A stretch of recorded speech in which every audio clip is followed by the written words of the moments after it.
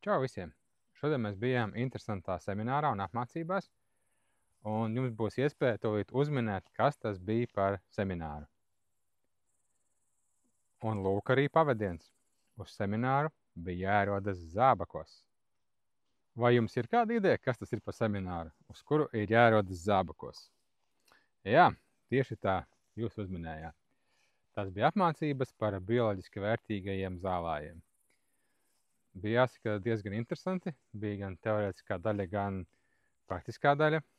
Un gan teorētiskajā daļā mums bija daudz jaunas informācijas, kas būs noderīga turpmāk, bet praktiskā daļa mums patika jo īpaši, jo mēs kā sēklu vācēji, mums bija iespēja arī apskatīties dzīvē, kā darbojas sēklu vākšanas mašīna tieši, kas ir priekš pļavu sēklu ievākšanas. Es arī šeit uzlikšu kādu video.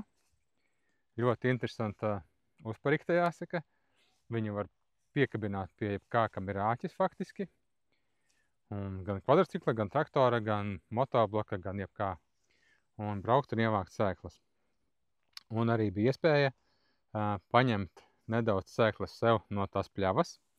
Pļavas saimnieks bija tik laipns un padalījās ar mums ar tām sēklām. Un šodien mēs iesim tās iesēsim.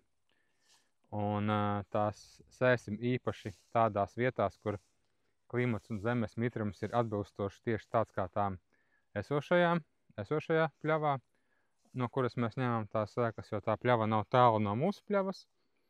Un klimatiski apstākļi ļoti līdzīgi, un mitruma apstākļi arī. Mēģināsim tās iesēt. Ir iespēja, ka tās izaugs.